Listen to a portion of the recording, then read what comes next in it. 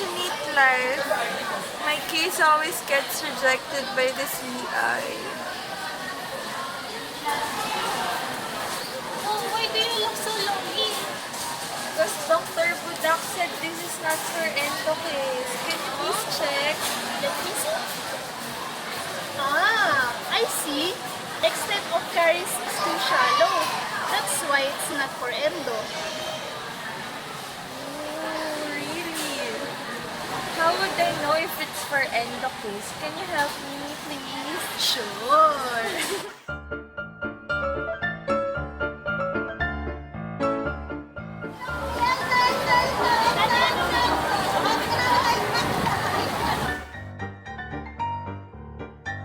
Kailangan ng endo. O endo, kailangan mo endo. Hindi kayo siya, wait lang, may CR lang.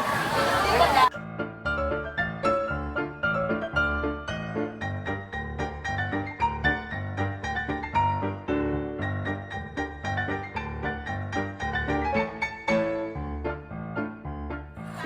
Babalik yan. 4 times balik yan. Endo yan. Happens na. Universal pa? Here. Oh, you go na. Okay na, yan.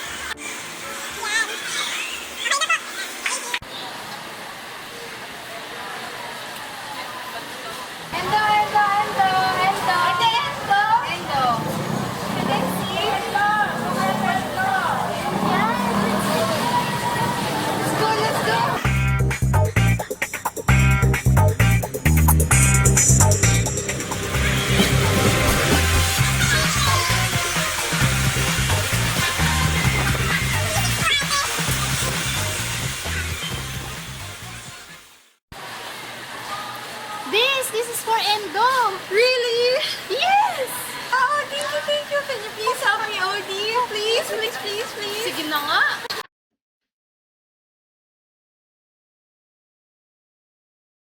Yeah, what's your name? Bilog ko lang. Oh, sinabi mo. Address, Tondo, Maynila. birthday, January 11, 2019. age, 26.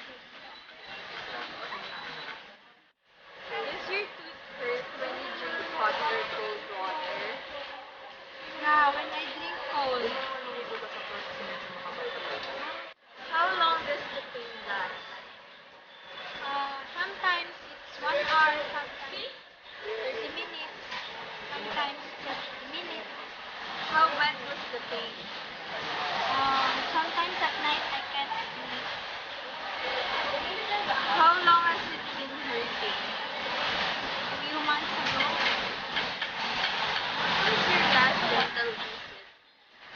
it's a very long time ago, like 3 years For, for tooth extraction. do you have any known medical condition, allergy? No.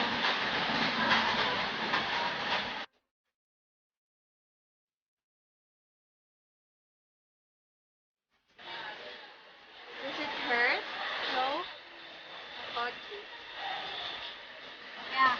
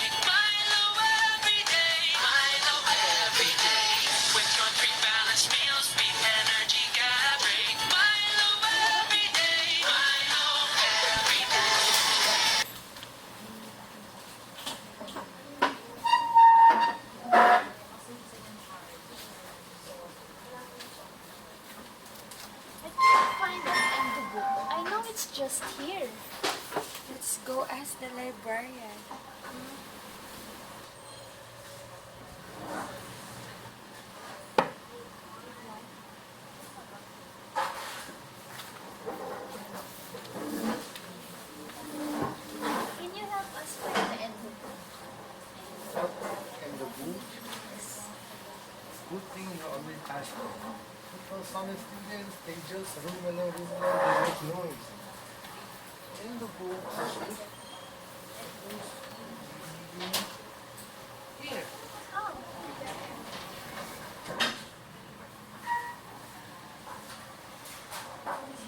This is the end of book that you're looking for. Oh, thank you so much. Big But love. we show you, we tell it back also. Okay. So heavy. Thank you. Do you need help? It's okay. Okay. Ask me again, you will do. Yes, what are the different pulpal diagnoses? Pulpal diagnosis. Let's find it.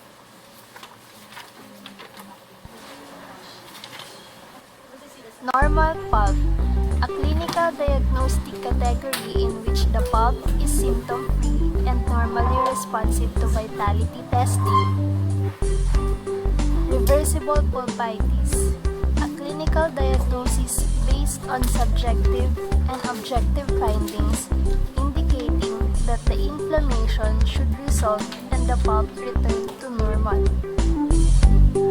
Irreversible pulpitis, a clinical diagnosis based on subjective and objective findings indicating that the vital inflamed pulp is incapable of healing. Symptomatic irreversible pulpitis has lingering thermal pain, spontaneous pain, or referred pain. Asymptomatic irreversible pulpitis shows no clinical symptoms but inflammation produced by caries excavation, trauma, etc. Pulp necrosis, a clinical diagnostic category indicating death of the dental pulp.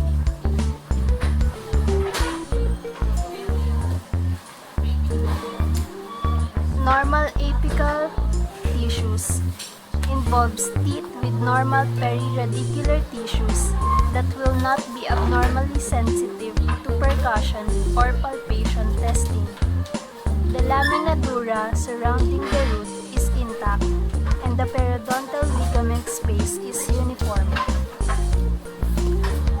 Symptomatic apical periodontitis shows inflammation, usually of the apical tissue, producing clinical symptoms including the painful response to biting and percussion. It may or may not be associated with an apical radiolucent area. Asymptomatic apical periodontitis involves inflammation and destruction of apical periodontium that is of pulpal origin, appears as an apical radiolucent area and does not produce clinical symptoms. Acute apical abscess, an inflammation reaction to pulpal infection and necrosis characterized by rapid onset, spontaneous pain, tenderness of the tooth to pressure, pus formation, and eventual swelling of associated tissues. Chronic apical abscess or suppurative periapical abscess, an inflammatory reaction to pulpal infection and necrosis characterized by gradual onset, little or no discomfort, and the intermittent discharge of pus through an associated sinus tract. Apical scar, it is characterized by dense collagenous connective tissue in the bone at or near the apex of the tooth with a distinctive radiolucent presentation, a form of repair usually associated with a root that has been treated surgically and usually associated with the perforation of both the facial and lingual osseous cortices. Cellulitis is a symptomatic edematous inflammatory process associated with invasive microorganisms that is spread diffusely through connective tissue and facial planes. Condensing osteitis is a diffuse radio-opaque lesion believed to represent a localized bony reaction to a low-grade inflammatory stimulus, usually seen at the apex of a tooth, in which there has been a long-standing pulpatosis.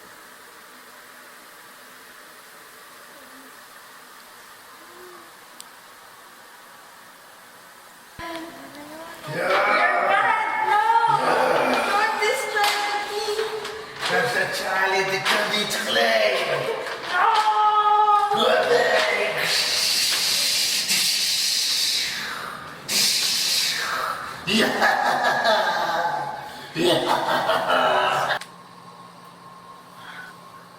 Mommy, mommy. Oh, child, why? Why are you calling me? My tooth hurts. Where? Here. Oh, that's why. Because you didn't brush your teeth last night. It Mm. hurts. You see, there's a wrapper in your bed. What's this? Oh, I didn't eat. You didn't eat, but I see in your tooth there's a chocolate. It's not chocolate. What's that? I don't know. It's ano. Oh, let's go to the dentist. Okay. Next clinician. Dr. Odito. Yes. What's your case? Pulpal. Or endo. Is your patient? Doc. See the radiogram.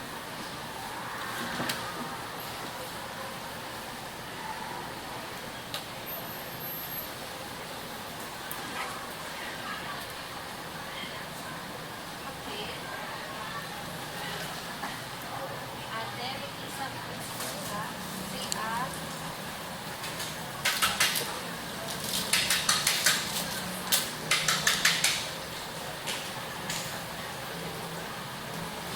is it painful? A little bit, ate. When did the pain started? A few months ago, Okay. How long the pain last?